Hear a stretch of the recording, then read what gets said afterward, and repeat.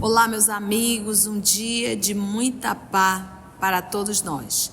Hoje, exatamente 4 de dezembro de 2023, estamos nós reunidos para estudarmos a obra Lázaro Redivivo.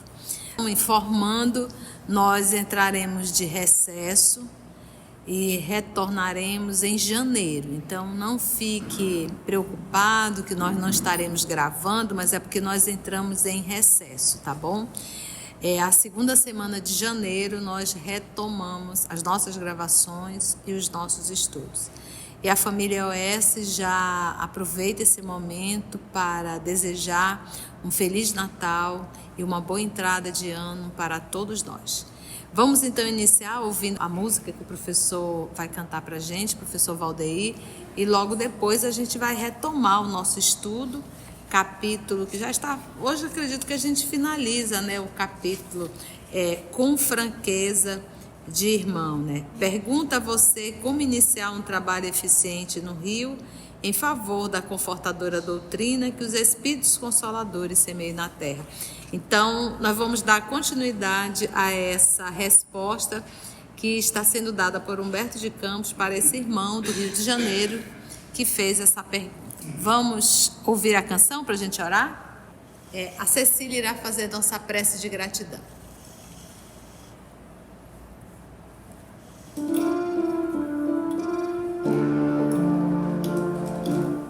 No reino das Amazonas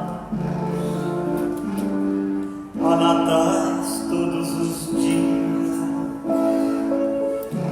que vem rolando do sangue nas águas brancas e frias, na copa das pirangueiras, no fruto dos araçás, no ninho do japim, no gesto dos animais. Há natais todos os dias, nas orquídeas, nos tajás, no reino das Amazonas. Há natais todos os dias que vem rolando do sangue nas águas brancas e frias, na copa das pirangueiras, no fruto dos araçás, no ninho do japim, no gesto dos animais. Há natais todos os dias, nas orquídeas, nos tajás, o pescador na canoa,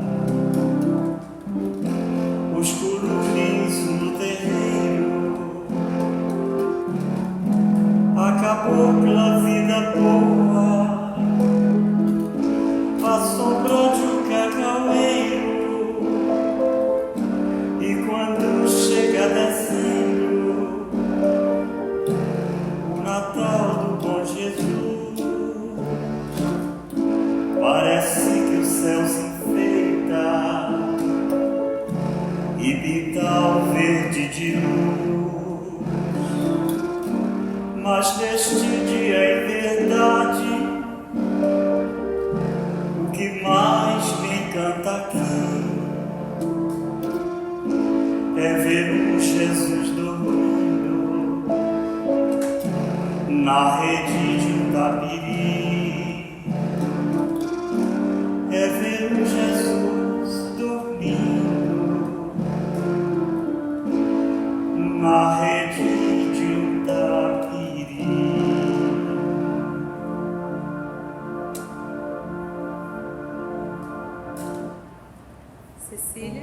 Cecília, mais a prece.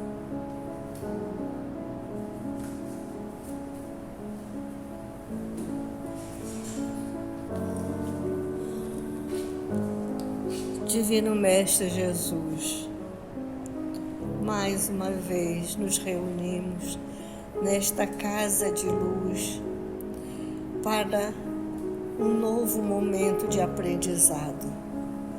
Mestre querido, neste momento que nós estamos atravessando na Terra e que é uma preparação para a tua chegada, aquela chegada que se comemora no calendário cotidiano, no calendário social, mas nós queremos, Mestre, junto a esse nosso estudo, anexarmos também a nossa preparação, o nosso coração aberto para melhor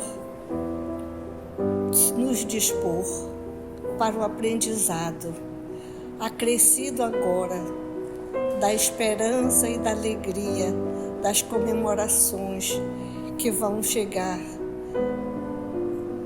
em vista pela comemoração social do Natal. Mestre querido, nós sabemos que essa data, mesmo sendo social, ela abre também os corações para a fraternidade, para uma reconstrução do bem, para uma reconstrução do perdão, para uma reconstrução de todas aquelas virtudes que normalmente nós, na carreira do ano, na pressa da vida, nos desligamos. Então, Mestre querido, vamos aliar a nossa expectativa de melhoria espiritual com esse grande momento de aprendizado que nós continuamos desenvolvendo aqui nesta casa e que passo a passo nos acrescenta os seus santos ensinamentos. Mestre querido, a nossa pretensão é grande, mas abençoa-nos e cuida de nossos corações, para que a gente possa alcançar todos esses benefícios que nós estamos almejando. Que assim seja.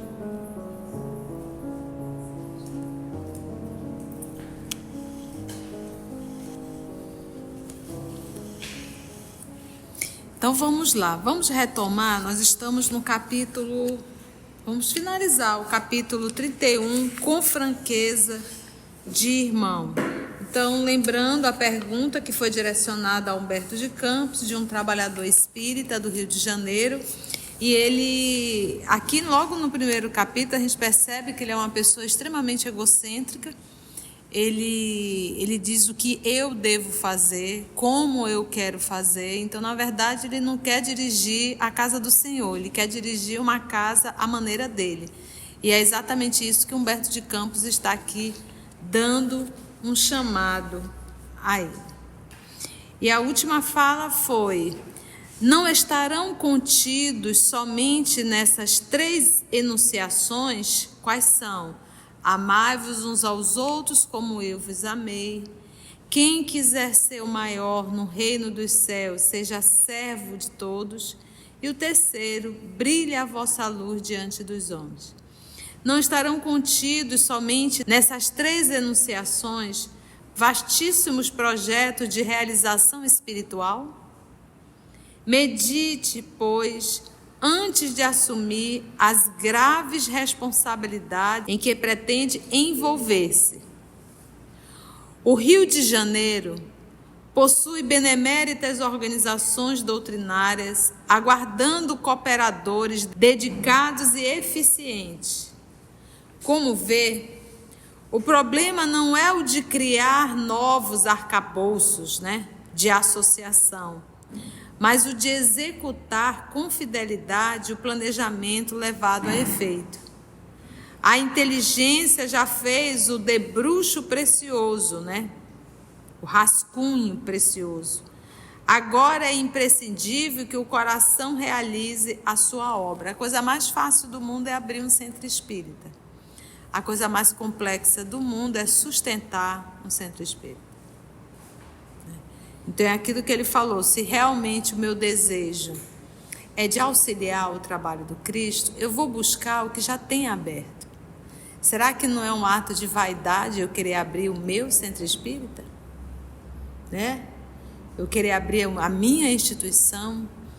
Então uma coisa é você olhar e ver, olha, não tem aqui, realmente seria muito bom nós termos uma atividade dessa aqui, mas às vezes tem tanto centro espírita bem próximo, e aí cada um quer abrir mais um, e ele diz aqui, por que não são mais fortes? Que é aquilo que ele diz, ó, o Rio de Janeiro possui beneméritas organizações doutrinárias aguardando cooperadores dedicados, que é o que nós menos temos. Além de termos pouquíssimos trabalhadores, dedicado ainda, meu Deus, é raríssimo, né? As pessoas não estão, acham que por ser um trabalho voluntário, não exige responsabilidade, assiduidade, comprometimento, não é verdade? Então as pessoas vão quando dá. Se aparecer até uma festinha ali no canto, ela vai para a festinha e deixa de vir ao trabalho que tem que realizar. Então observa-se que não há nenhuma responsabilidade e comprometimento realmente. Então esse tipo de trabalhador é realmente muito difícil encontrarmos na instituição. E não é só vir para a instituição carregado de boa vontade, mas se preparar para o trabalho, né? Que é uma outra atividade, é um outro ponto muito sério, né? Se é passista, tem que se preparar. Se é dialogador, médio, tem que se preparar. Se é dirigente, evangelizador, tem que se preparar, né? Não dá para fazer o trabalho do Cristo de qualquer jeito. Eu digo que o trabalho do mundo, você trabalha 8, 9 horas, 6 horas por dia direto, de segunda a sexta, e você pagou muitas vezes uma faculdade, um curso muito caro para ser técnico ou ter um nível superior em relação àquilo, e para o Cristo não pode ter nada, para o Cristo tem que ser de qualquer jeito, né? Então isso nos mostra a nossa falta de respeito com Jesus, né? O trabalho é dele, e o trabalho do Cristo é muito maior do que qualquer trabalho profissional. Ele não é remunerado aqui na terra, materialmente falando, mas a nível espiritual, Deus o livre. E as lições que nós aprendemos, elas são para a nossa eternidade, não são para um momento, né? Continua ele. No íntimo, talvez estranho que afirmo. Não fui aí no mundo um companheiro de lutas no grande serviço que o espiritismo cristão desenvolve no Brasil. Porque Humberto de Campos nem conheceu o espiritismo, né? Todavia, cerrada a visão obscura do corpo, quando ele desencarnou, não me ausentei da cultura espiritualista, nem da realização espiritual necessária. E se você pede sugestões aos desencarnados, deve relevar as respostas cabíveis, porque ele diz assim, tudo que a gente estuda é sobre o mundo espiritual também. Então, a continuidade da vida, a gente estuda isso, são leis que regem o universo.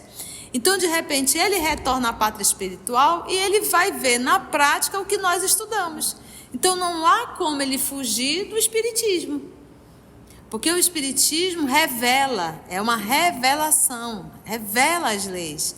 E aí nós temos um retorno para o mundo espiritual e aí ele vai se deparar com aquilo que a gente estuda na doutrina espírita, a continuidade da vida. Ele diz, e se você pede sugestões aos desencarnados, deve relevar as respostas que são o quê? Cabíveis. O que tenho aprendido, acima de tudo, depois da morte, é que nas esferas imediatas à existência humana, as entidades desencarnadas são, quase sempre, tão bem intencionadas e tão imperfeitas como os homens. A evolução é obra paciente dos séculos e alguns dias de experiência, quais os que se verificam na carne, desde o berço risonho ao sepulcro sombrio, não bastam à iluminação efetiva da alma. Olha só essas informações aqui. Ele diz, voltando, o que tenho aprendido acima de tudo depois da morte é que nas esferas imediatas à existência humana, as entidades desencarnadas são quase sempre tão bem intencionadas e tão imperfeitas como os homens, que é aquilo que o Kardec diz lá no Livro dos Médiuns, que uma das maiores lógicas no Espiritismo, e que ele identificou isso, é que os espíritos nada mais são do que os homens que viveram na Terra, logo carregado de todas as paixões. Então, quando você conversa com o espírito, e ele também identificou isso, daí a escala espírita, percebeu que dentro da escala espírita, dentro da condição de espíritos, eles estão e têm em vários níveis de evolução. Então, a gente tem um inteligente, mas que não é moral. Tem aquele que não é inteligente, mas é moral. Tem aquele que é inteligente, mas não é tanto assim, mas se apresenta como, é o pseudo-sábio. Então, ele foi, à medida que ele foi daí a ciência espírita, né, que ele foi pesquisando, ele foi identificando essas personalidades. Ele diz, então, espírito não sabe tudo. A primeira coisa identificou, são espíritos, e não sabe tudo. Então, nós temos uma ideia atávica realmente, de que espírito sabe tudo. Então, recentemente, estudando o Missionário da Luz, um caso que me chamou muita atenção. Aqui, vamos lá lembrar os nomes. Etelvina, Esté e Raul, né? E o mentor espiritual é o Alexandre, né? Então, a dona Etelvina, ela pôde interceder, porque ela conhecia o seu Alexandre, dona Etelvina e Esté estão encarnadas. E ela pôde interceder no momento do desdobramento, apresentou a sua prima, Esté, e disse, Alexandre, o esposo dela, ela está viúva faz pouco tempo, mas ela está sofrendo muito. O marido cometeu suicídio. Aí o Alexandre olhou, como é que ele tem por um acaso uma bola de cristal, ele conhece todos os espíritos? Não tem, gente. E num primeiro momento, o que ele fez? Deu uma palavra de conforto, mas ele não tinha absolutamente o que falar de Raul, porque ele não conhecia. Então, no momento que ele terminou o trabalho dele, aí ele foi até a casa da Esté, conheceu a família, procurou em que redondeza ele foi assassinado, e chegando até o local marcado, o local onde tinha sido pseudamente o assassinado, ali tem espíritos responsáveis. Em cada quarteirão nós temos um espírito responsável, que são o que eles chamam de visitador. É visitador? Eles chamam de visitador.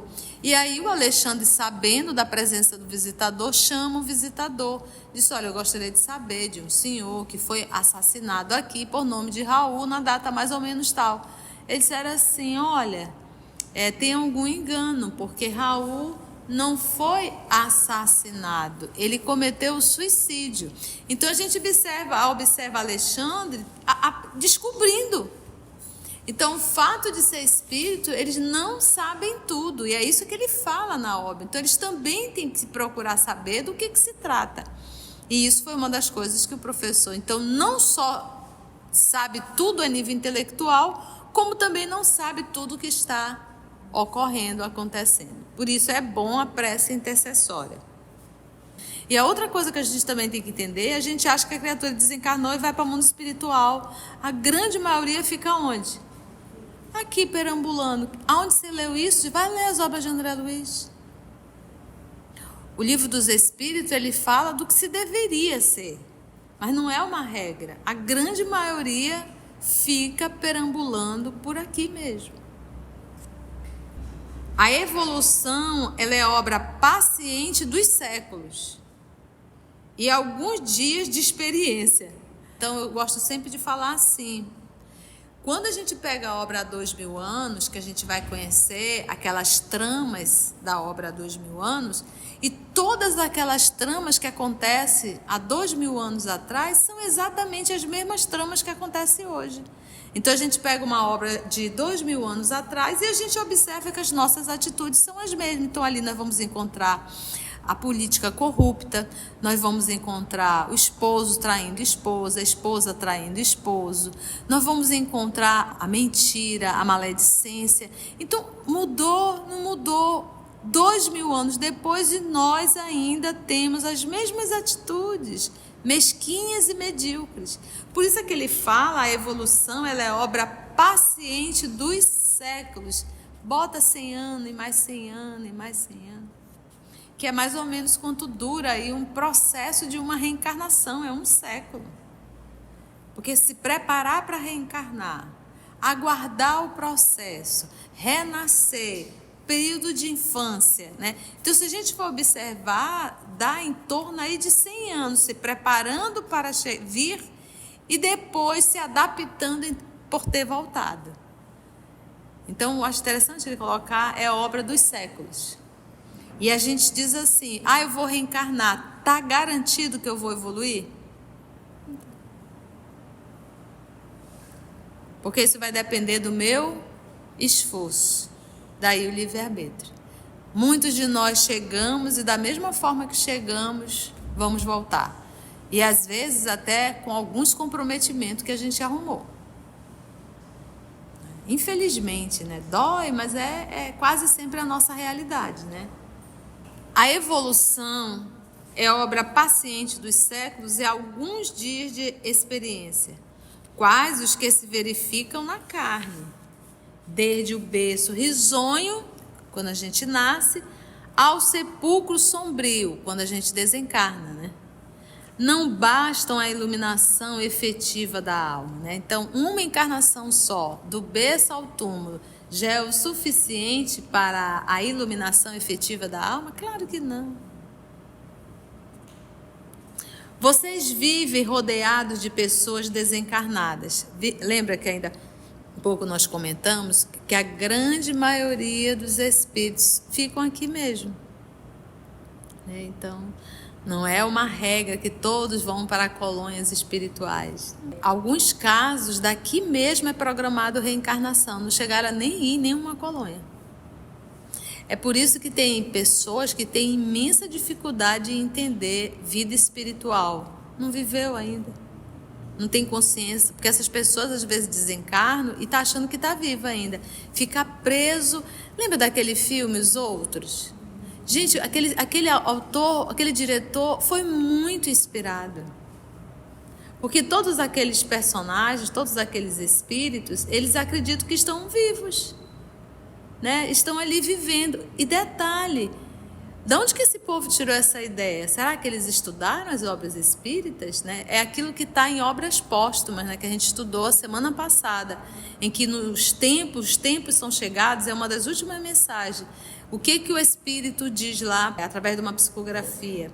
É que no momento da ebulição ao qual nós estamos passando, nós teremos um alto índice de suicídio, inclusive entre as crianças, está lá na obra, o livro Obras Póstumas. E também teremos um movimento muito grande na arte, em toda a arte, em torno da espiritualidade. Então nós já vivemos um pouco isso, nós tivemos vários filmes, Os Outros, O Sexto Sentido, Amor Além da Vida, aquele Ghost, né? Então a gente viu as novelas e fazem maior sucesso. Então a gente observa que isso também se cumpriu, porque a mensagem é do século XIX. Vocês vivem rodeados de pessoas desencarnadas, cheias de desejos inferiores.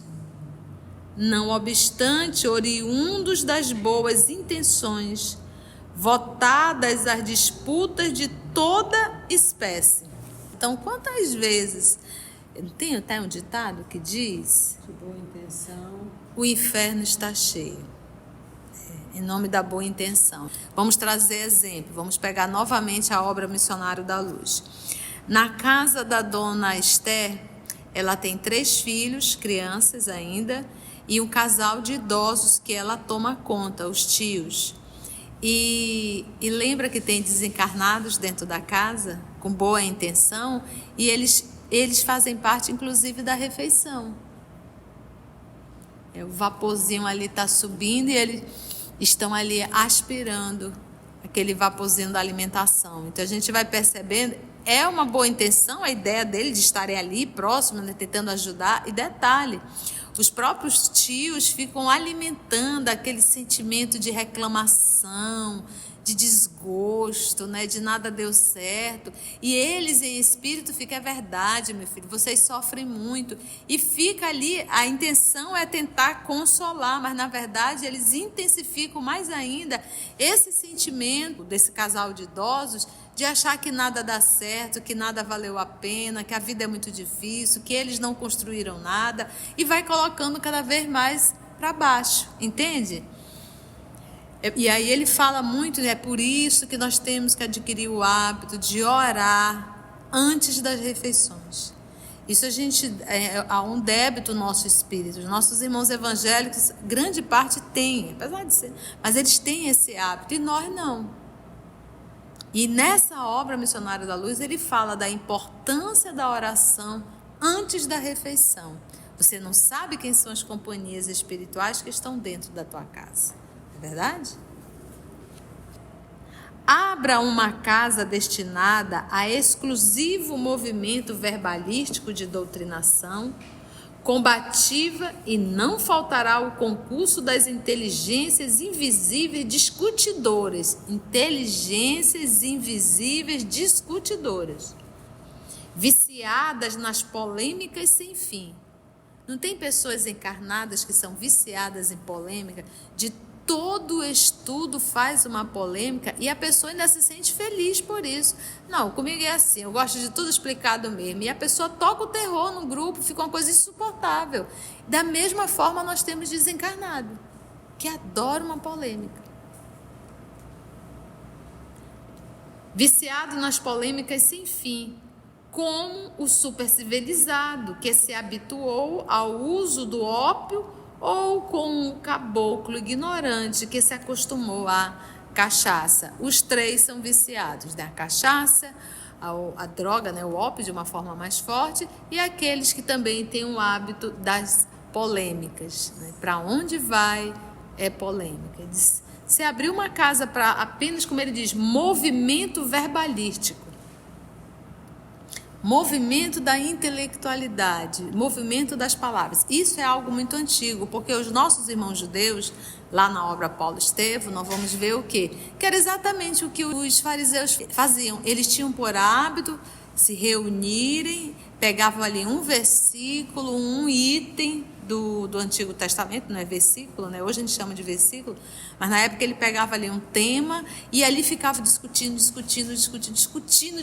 não, pode ser isso, pode ser aquilo, pode ser isso, pode ser aquilo, sabe, secava tanto dissecava realmente tanto aquele tema, mas saía dali e continuava todo mundo do mesmo jeito. Não se mudava nada, apenas discussão. É fácil arrumar um grupo assim? Facílimo. Só para discutir, né, é a coisa mais fácil do mundo. Se você deseja, de fato, servir na obra do Cristo, vá cooperar com os irmãos valorosos que bracejam no grande mar das fundações já feitas. Porque lembra que o rapaz quer fundar um centro espírita por pura vaidade. Auxiliando-os com espírito de amor. Não compareça diante deles com a fumaça dos críticos. Em todos os lugares você encontraria um convite para exercer esse terrível ofício, porque para onde você vira tem alguma coisa para você criticar. As instituições são perfeitas? Não. Para onde você virar vai ter o que criticar, então é melhor não criticar. A gente está chegando e vai estar criticando o centro espírita, é isso, é aquilo, né?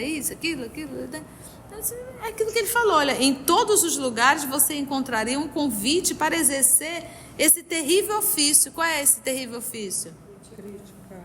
Aproxime-se com a sincera disposição de servir cristamente. Ame os companheiros e ajude-os. Não perca tempo em disputas vãs. Cuide de realizar a vontade do Senhor dentro de si mesmo. Como último recurso, use a tribuna em seu ministério, mas antes de fazê-lo, de usar a tribuna, distribua o valor dos bens imperecíveis da alma, porque ele está conversando com alguém extremamente vaidoso. E ele percebeu o quê? O que esse cidadão quer? Ele quer a tribuna. Então, antes de você ir para a tribuna, vá servir, vá auxiliar, vá curar feridas, né? Distribua o valor dos bens imperecíveis da alma, o amor. Não muito longe do seu lar, existem leprosos e loucos, tuberculosos e velhinhos sedentos de afeto, crianças e jovens desamparados. Não atente para a maneira através da qual aceitam as interpretações religiosas. Preocupe-se com as possibilidades de edificação, simplesmente. A prática do bem ainda é a maior escola de aperfeiçoamento individual, porque conjuga em seus cursos a experiência e a virtude, o raciocínio e o sentimento. Não repita que lhe faltam roteiros. Cale os pruridos do cérebro, o barulho do cérebro, a fim de ouvir o teu coração, o teu sentimento. Lembre-se de Jesus e colabore com os amigos. Acreditamos que o Espiritismo precisa agora, mais do que nunca, dos que edifiquem nas próprias vidas o reino cristão, que ensinam aos outros. Nossa, que puxada é essa? É provável que você não aceite o meu alvitre, a minha sugestão, e funde uma nova organização separatista, consagrada às divergências religiosas. É natural. Você é humano, como ainda sou. Mas consola-me a certeza de que um dia você chegará também às mesmas verdades a que eu cheguei, né? E realmente, quando nós estamos aqui na Terra, vem uns conselhos desses, a gente não anui, a gente não aceita, né? A gente é movido aí pela vaidade e pelo orgulho. E o convite aqui é: vá fazer o bem. Fundar uma instituição não é fazer o bem, não é assim. Quase sempre é um movimento de vaidade e de orgulho. E aí ele pede: olha, bem pertinho da tua casa tem os rancenianos, tem idosos, tem criança, pertinho da tua casa. Vá lá visitá-los. Então, ou seja, ele quer trabalho ou ele quer palco? Palco. Foi bom? Algum comentário? Mita? O interessante que ele fala aí, que fica para nós, quando ele diz, né, que para você não ver qual é o discurso religioso do outro, que às vezes ele diz assim: ele foi mal criado comigo, não me aceitou, não falou da minha mesma religião, eu não vou fazer nada com ele. E uma outra coisa importante que ele disse para a gente edificar na própria vida o reino de Cristo que ensina aos outros. A gente sabe muito ensinar para os outros, falar, né? Meu irmão, não sei o quê, né? Mas que viver esse reino do Cristo é o que ele está dizendo aqui. A gente não precisa mais criar nada, nem inventar nada, e nem, como falou a Dia, nem tribuna, nem palma. Só edificar esse reino do Cristo dentro de nós. E assim, meus amigos, nós finalizamos mais um capítulo. Antes de orarmos em agradecimento, vamos ouvir algumas considerações da tia que destacamos neste estudo para a reflexão dos ensinamentos. Vamos aos destaques da tia? Não é só vir para a instituição carregado de boa vontade, mas se preparar para o trabalho, né? Que é uma outra atividade, é um outro ponto muito sério, né? Se é passista, tem que se preparar. Se é dialogador, médio, tem que se preparar. Se é dirigente, evangelizador, tem que se preparar, né? Não dá para fazer o trabalho do Cristo de qualquer jeito. Dentro da escala espírita, dentro da condição de espíritos, eles estão e têm em vários níveis de evolução. Então a gente tem um inteligente, mas que não é moral. Tem aquele que não é inteligente, mas é moral. Tem aquele que é inteligente, mas não é tanto assim, mas se apresenta como, é o pseudo-sábio. Ele diz, então, espírito não sabe tudo. A primeira coisa identificou, são espíritos, e não sabe tudo. Então, nós temos uma ideia atávica realmente, de que espírito sabe tudo. A gente acha que a criatura desencarnou e vai para o mundo espiritual. A grande maioria fica onde? Aqui, perambulando. Aonde você leu isso? Vai ler as obras de André Luiz. O livro dos Espíritos, ele fala do que se deveria ser, mas não é uma regra. A grande maioria fica perambulando por aqui mesmo. Se você chegou até aqui o final, deixa seu comentário. É muito importante a gente poder ler o teu comentário. Não esqueça de curtir para que possa divulgar a página. Dá o seu like, né? E, se possível, faça a sua inscrição no nosso canal e toca o sininho. Porque quando você toca o sininho, o YouTube avisa para você quando o EOS publicar um novo estudo. Então, receba um grande abraço da família EOS Manaus. Assim, concluindo o nosso estudo de hoje e agradecendo o nosso Mestre Jesus por mais este momento de aprendizado, vamos orar? Vamos agradecer a Deus, nosso Pai, agradecer ao nosso Mestre por excelência, agradecer aos amigos espirituais aqui presentes, aos nossos anjos de guarda, nossa gratidão sempre. E mais um ano, Senhor, mais um ano completamos de estudo, de trabalho e acredito sim, de renovação íntima. Que no ano de 2024, Senhor, possamos retornar e retomar o nosso estudo em Teu nome e se Deus assim nos permitir. Muito obrigado, amor amado, que assim seja.